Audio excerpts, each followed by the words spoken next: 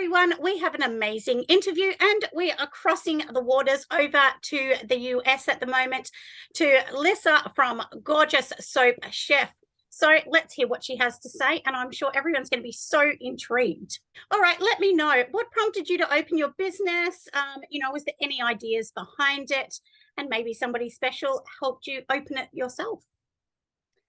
I actually started because of my massage business. I was a massage therapist for years and years, and I was looking at the ingredients on the creams and lotions and oils that I was using, and I didn't know what any of that stuff was. I'm like, what is this garbage? Mm.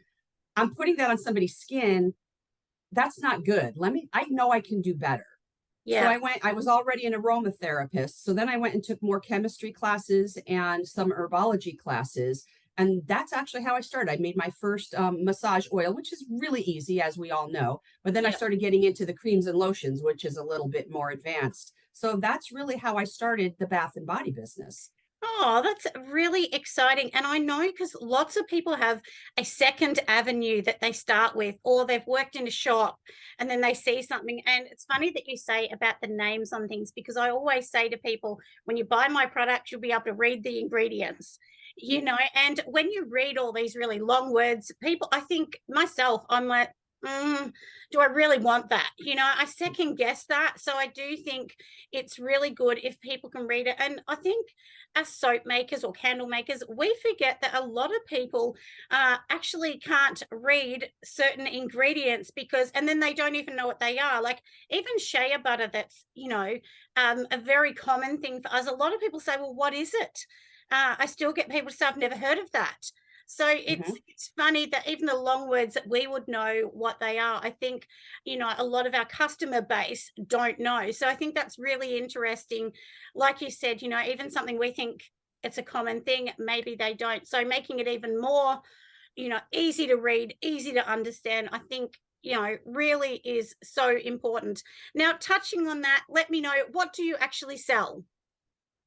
Well, without question, our number one seller is bath bombs, and that's because we do them in all the really cool shapes and all the little characters and things. And Yep. my husband is the painter. We have an airbrush system, so he paints them. I make them, he paints them. So that's Cool. our number one seller. But we also sell cold process soap, melt and pour soaps in different like bakery type themes, like pies and cakes and cupcakes and things like that. Yep. Skincare, hair care, and wax melts. Oh, that is so nice. And I love hearing that, someone else is there helping, because I do say this, it's really important to have another support person, whether it's mum, your daughter, because I know lots of single parents tell me that their kids actually help. And when I say kids, they're usually, teenagers, 15, Mhm. 16. And my number one TikTok supporter is my 14-year-old daughter, Annie. She is absolutely amazing. She's a rock star. She actually helped me set everything up, and she still is the one that stands over the top of me and films everything. So she's a good girl, and she helped me when she was like, I think 11. So but now she's 14, nearly 15, so it's been going for a while. So I do Mhm. love that. And most people I speak to, either their husband helps with IT, or often, like you said, they Mhm. paint. Another lady that I know, her husband is the main soap maker. So it's interesting, that dynamics, I think it works, because I think sometimes when you've got a partner or your daughter or mum or whoever, you can say, no, I don't like that. It's different to having an employee where you sort of feel like you don't want to step on anyone's toes. I think you can Mhm. be a bit more brutally honest and, Mhm. get everything going. So I think Yeah. that is super important. Tell me, what is unique about the ingredients you use? Like, do you use something that's a little bit different to make your product stand out, or maybe a dye that makes it stand out, something a little different? Honestly, I just use basic ingredients. And here's the reason why. Because where I live here in Northeast Pennsylvania, my customer base here locally wants simplicity. I've tried before many, many times. I've been in business now, it'll be 21 years in April.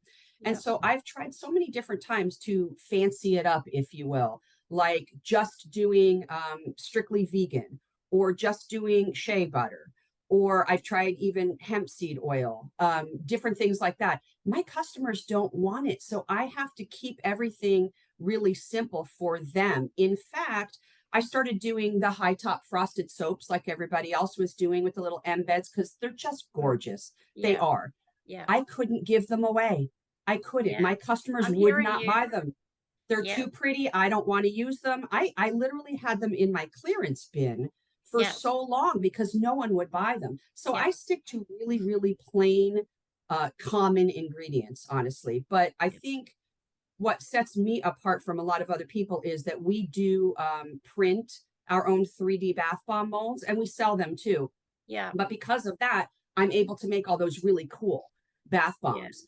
And that sets us apart from everybody else in our area who isn't Mm. doing anything like that right now. Yeah, and it's good that you say that. And that's what I say, whether it's an ingredient, a product, you have to set yourself apart a little bit. Like you said, you're unique because you can create things that maybe someone else doesn't have. Mhm. With the 3D printers, I mean, they're so amazing. And, for anyone listening, I understand how much work goes into that design because my husband is an electronics engineer and he has designed some 3D molds. And I mean, this has been going on for 11 months. I mean, on one mold. you know? So, for anyone listening, any little mold that you might pay $20 and you think, I don't want to pay that, it takes a long time to perfect it, get the exact sizes, measurements, everything, especially if you're doing your 3-pack mold, which is your outside of the mold and the two inner pieces. So for anyone, listening, I thought I must say that because it is not as easy as just printing it. And they take hours to print one. Yeah, I have to chime into that and say again, like my husband is the one who does all the modifications and everything on the 3D molds. I'm telling you, I'm in bed really early every night. He's up till 1, 2 in the morning every night Yeah. modifying all of these different molds. Yeah, he's a gem. He's a keeper, that one then. He is. I can't do this without him. No, I mean, my husband is pretty amazing. I mean, he does help me so much with the IT and the conference that I have. Nobody actually sees him, but he is the one behind the counter doing all of the online. So God he bless him. manages 6 countries online when we go live at the conference, which is really hard because lots of time zones. As you know, we had to try and get our time zones, and your husband Mhm. was the gem that set me right with the time zones because there is a 16-hour difference Mhm. between us. So I'm Friday and you're Thursday Yep. today. So Yep. we're Friday morning, anyone listening. And of course, different. I mean, the US is different because there's many different places in the US and the time Mhm. zones change. So, Mhm. and in Australia, it's pretty much the same. I mean, there's a couple differences here, but anyway, for anyone listening, that makes it tricky because we're used to most of it being the same. And Mhm. we're always in front of everyone else around the world. In Australia, we get Santa first and everything else. So, That's a good thing. yeah, that's right. Now, let me know, where did you research? When you first started researching, was it YouTube or books or maybe a friend, classes? Okay, so again, like it's going to be like 21 years that the business has been, around. So Yeah. back then, like in 1999 and 2000, we didn't have any of this stuff. Mm, None of this existed then. All we had then were like AOL chat rooms. And then they did have like forums on the internet. And there was a yeah. huge forum back there called the Soap Dish. I don't know if anybody is Yeah, I've familiar heard with of that. that, Yeah. way, way back when. And so everybody at that time was really of like mind, and we would all go in there and we would troubleshoot, and we would brainstorm and bounce ideas off of one another. We would go in there and put our recipes in there and ask for critiques and help. We would do swaps of our product. So that's how I got started. And I was in there for probably about a year and a half, and I had zero desire to do soap. And then one Yeah. day I just decided to do it, and I've been hooked ever since. Yeah, it's funny, isn't it? Once I always thought, oh, well, I like it. And I first started as a hobby. It was never going to be a business, And that's what I say to everyone. You just don't know where you're going to evolve or, what direction. Sometimes I think the business pushes you in a direction rather than you know, you having these ideas, I never thought I'd have a conference, and I definitely never, ever thought I would be on YouTube. You know, and it was my young daughter that said, Mum, someone might want to watch you because she watches Mhm, YouTube all the time. So mhm, it's really interesting, isn't it? And I love the idea of, like you said, when you started, there wasn't this help. So I think people are mhm. in the best place at the moment to get free help. I mean, YouTube is free. Of course, Right. there is Patreons and things like that, but generally, you know, you can get a lot of information for free if money's tight and you just have an idea. But I'm sure you'll agree with me that if this is not a big money maker at the start, it takes a No, long time. So it if does. anyone's thinking I'm going to be rich overnight, rethink your goal.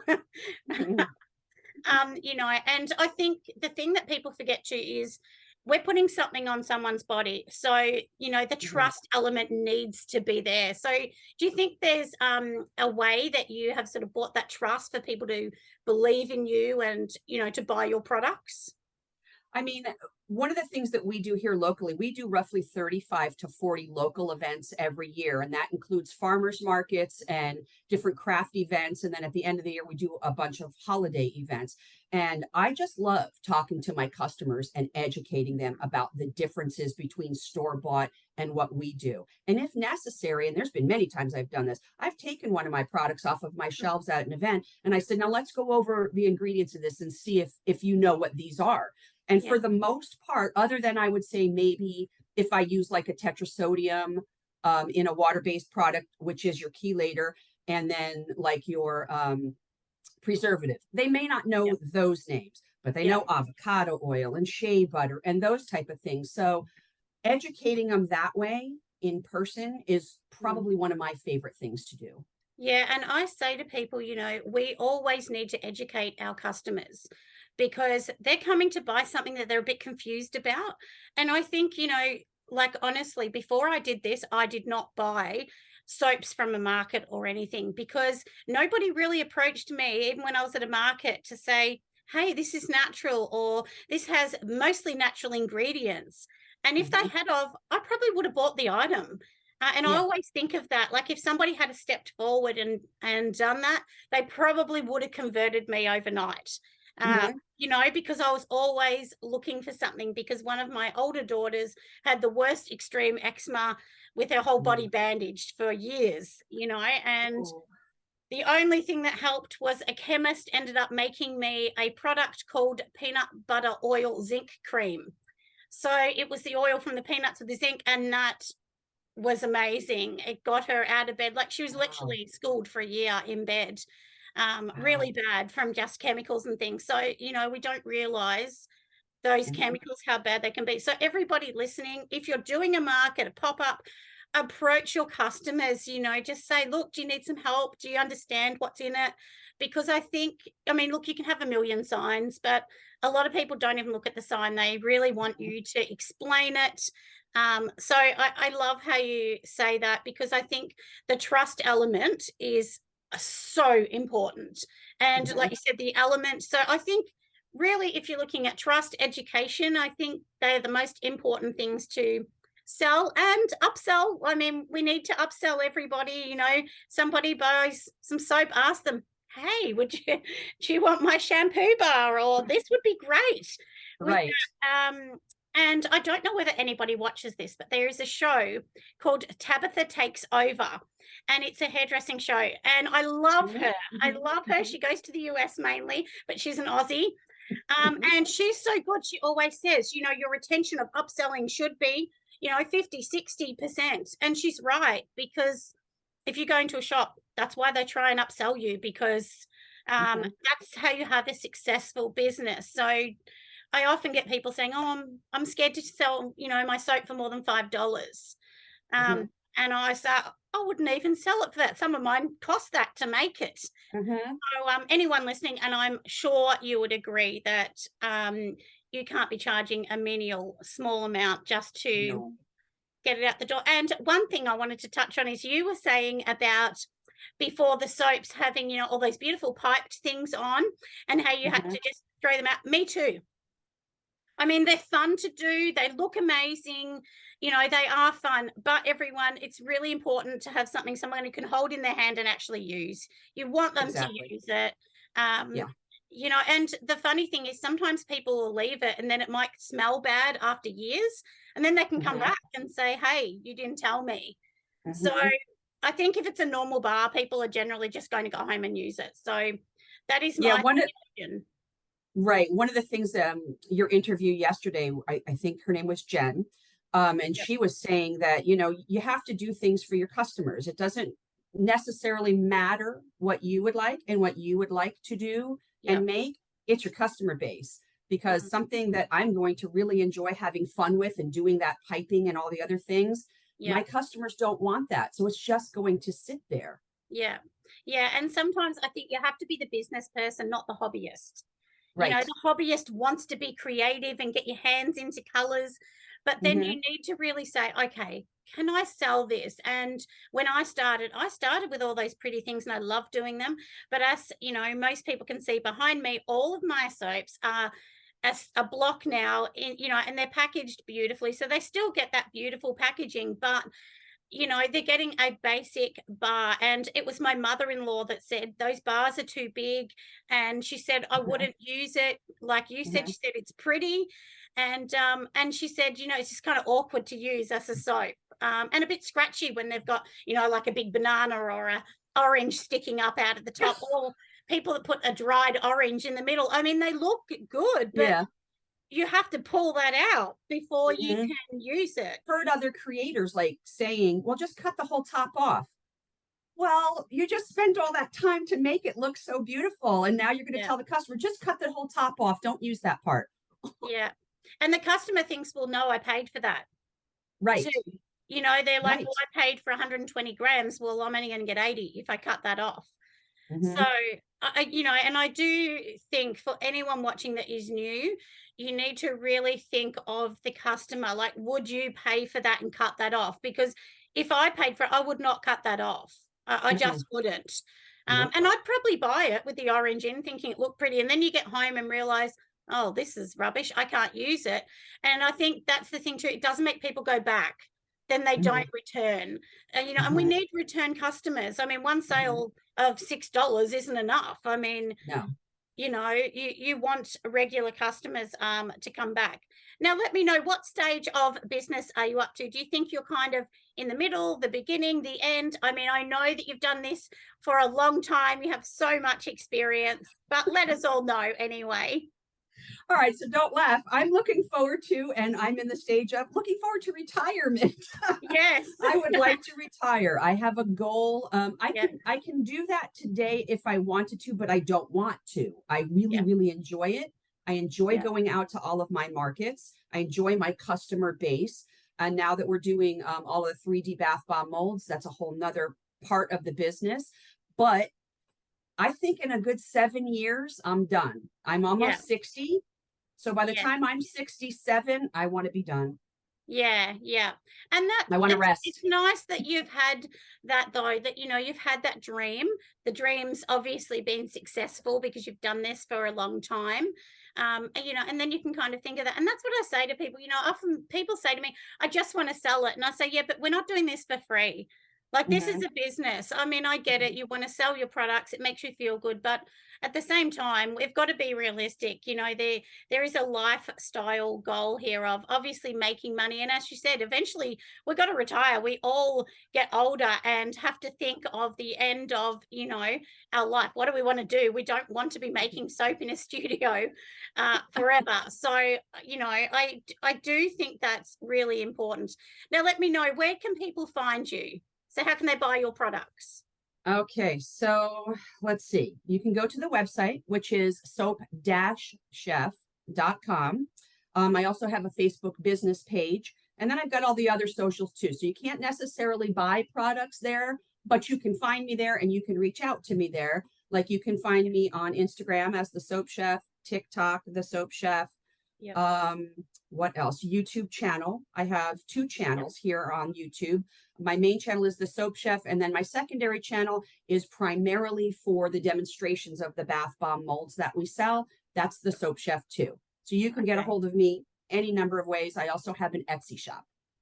Okay, and we will put all the links for those as well. So we'll put all the links at this video. So if anybody wants to purchase your molds, they can go over to there and purchase your molds, or like you said, they can reach out to you and get some more information if they want to get more information on that. So do you have a suggestion of where somebody can find someone inspiring? Like, you know, do you think that you find that inspiring from, you know, it might be your husband, it might be a product, your area, like, you know, because I think we need inspiration as we're trying to go through this rabbit hole of making a business successful, which we know is very hard. Well, that's funny that you say that, because about 6 months ago, I think I started a series on my channel called Inspired By. And these are other YouTube creators that I like to watch because I think that they're fabulous. They make wonderful products. They're sound in their creations. They have good manufacturing practices. Their recipes are stable and they're just fun to watch. A couple people that come to mind, like I will watch Humble Bee and Me for skincare, right? Yeah. She's amazing with skincare and hair care. I will watch, this is a little lesser known channel, but she's been through such hard times, and I like to support people that have been through rough times too. And that is Darlene from Body Haven Soaps. She's up in Canada.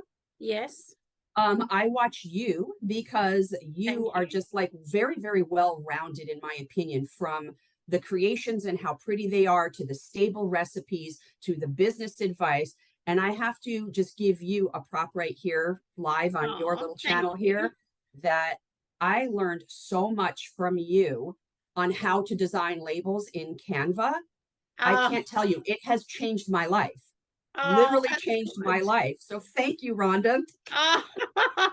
Thank you. That is honestly probably my most watched videos is on Canva. And I did say once before, I actually learned that when I was studying interior design, because I'm an interior designer by trade. And when I did that as a mature student, and there was a young teenage girl, well, she was like 19 or something, and she was on this program. I said, oh, that looks amazing. And it was Canva many, many years ago, which was a new, Canva was quite new back then. And she said, well, it's an Aussie thing, and I went on it and said, too hard. I couldn't do it. And so I think I tried 3 times. So if anyone's finding Canva hard, it does take time, but once you're on it, you get really fast. I'm sure you'd agree at the start, you feel like a duck out of water, but you eventually go, this is great. And it's free, everyone, I do have the pro account, but if you can't afford that, you can do a lot for free on it. It's not that you can't. I have the pro account too. And the only other thing that I'm going to continue watching you to learn more, that darn cricket. I can't get that cricket. Yes. I can't get it. Yeah, Cricket did reach out to me to do a video for them, and they actually gave me probably $1,000 worth of equipment, which was so nice. And I was so humbled that such a big multi-million-dollar company had reached out to me. I actually cried for anyone listening. I was just so, because I always say I'm a mum. I'm just a mum from the outer suburbs. We don't live in the city. We live in a standard 3-bedroom house. So this is the one thing that I really try and inspire people to say, you can do this. I never thought I could do this. I really didn't. So, you can, you don't need to be a rich person or anything special. You can just be a standard person, out in the far suburbs, the country. It doesn't matter. You just got to give this a go. And, look, I say it all the time. I've learned so much, and I've made plenty of things that have been disaster, and it's okay if it's a disaster, and that's the thing. I get people saying, oh, lotions don't work, they're rubbish, and I say they do. It's just learning. It's just learning the process, and as you said, I think that is really important to have the process right, the cleanliness right, sanitizing must be key. And I know we all think, oh, well, is it going to matter? But it really does. And if someone has a bad product, they probably won't come back. They may not tell you they don't like it, but they won't come back. And I think it's McDonald's that say the worst customer is the one that walks away. They'd prefer the complaining one that they can turn around. Right. So, I agree. Yeah, 100%. I do agree with that. And we've already gone over your goals, what you want to do, retirement. I mean, that's a bit fun, isn't it? So, what do you think you're going to do? Do you want to travel or other? Yes, my husband and I, we actually last year we purchased a really big, like, what do you want to call it? It's almost like a sprinter van with a really, really high top. Yes, yeah, So it's one of those really big ones so you can stand up in it. And so yes. we use that right now for the business to go to market and back and forth. It's pretty big.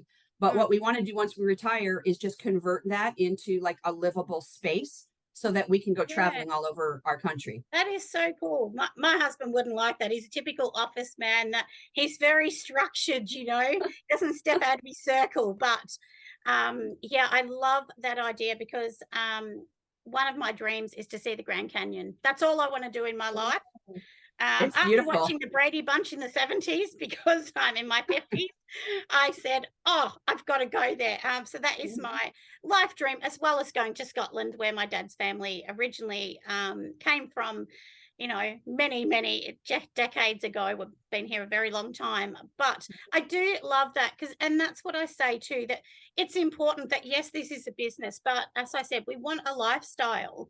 At Mhm. the end of the day, we need to sort of go, okay, we've done our soap business, we've made those goals, and shoot for your goals, and you want to get to them, but eventually we've all got to retire. um Mhm. it's just a fact of life, and I always say don't leave it too late either. Right. You need to have time to enjoy the fruits of all the labor that you've been doing all of these years. And that's what I'm gearing up towards. 7 years. That's my goal. Do you do wholesale actually? I do not do any wholesale anymore. I used to, Mm, and I had wholesale accounts all across our country as well as Canada. yeah. But I stopped doing that roughly around 12 years ago or so. Mm, The area in which I live, the money, it wasn't worth it. If I'm yes. just completely being honest, to take half of my retail value away right off the bat. Mm, And where I live, we can't charge a whole lot for the products. People just yeah. won't pay it. And Yes. so I was losing half of that revenue. Yes, it Mm, was getting my name out there. Yes, mm, everybody was recognizing the brand. And yes, I was making money, but I yeah. don't know. Just after a while, it got to a point where something has to give. Either I have to Mm, hire on a bunch of people to help me to keep up with this, or I have yeah. to scale it way, way down. And so I Yeah. decided to scale it way, way down. Yeah. And then I just stopped altogether because financially it didn't make sense for me any longer. So I Yeah. don't do wholesale any longer. It's a great avenue for a lot of Mm, people. But in yeah. this stage of my business, it's not for me. Yeah, and I do say that to some people, that sometimes I don't think wholesale is for everybody. It's really not in Australia because we don't have the amount of population that you do in the US. It's a bit more tricky for us. So wholesale is a huge, big avenue for us. But I have a lot of people that say, "Well, I'm going to just send it to the UK or the US," and I'm like, "No, you can't do that." There's a lot of countries you can't send soap to. It's one of those products. If you want to send something overseas, make earrings, or something that just can be sent to another country that isn't as tricky, because I think we need to be realistic. You can't be doing wholesale there. And I think, like you said, when you get to wholesale, sometimes you need to go and think, well, now I've got to either get a factory or lots of Mhm. employees. Like I have a friend that is doing quite well. And as she said, now she's got to get people to help her. Her husband isn't enough just to help her because there's too many orders. So, Right. and then of course you're taking half the amount of money, but then you need more staff. So Exactly. either you need to do massive volume. I think you need to do a lot of volume to make it worth it. Or you could do wholesale and say, well, I'm only going to take maybe 8 wholesale orders a month, Hmm. whereas some people might take 50 a week. Hmm. And I think that's what people forget, that, there is that balance. There definitely needs to be that balance. So anyone wanting to do wholesale, please do your homework before you scale into, the avenues of wholesale, because it can be a little tricky. So lastly, make sure you just tell us again, where can people find you and buy your amazing molds, because I know they're going to want to do that. All right, so you can go two places for the bath bomb molds, and that is www.soap-chef.com, or you can head on over to Etsy, The Soap Chef. at Etsy, and you can Great. find all of So, our beautiful molds there. and I know people love Etsy, so my Yes. daughter is huge on Etsy, and I'm always buying something from there and waiting for it to be shipped out. So thank you for Oh, our we ship in interview. 3 days. Oh, 3 days. That is Three amazing. days we ship. I've been waiting for a product for 7 weeks now. And Oh, usually by 3 weeks it's in Australia, but oh, um, I'm sorry. no, it's not from you. No, I know. But it's just the way. I mean, we're in Australia, we're used to waiting. It's just there's nothing else you can do. Well, Yeah. I think we have finished our interview, my lovely. Thank you so much, and thank you for being so amazing with the time frame, because I'm hopeless. That's okay. It worked out.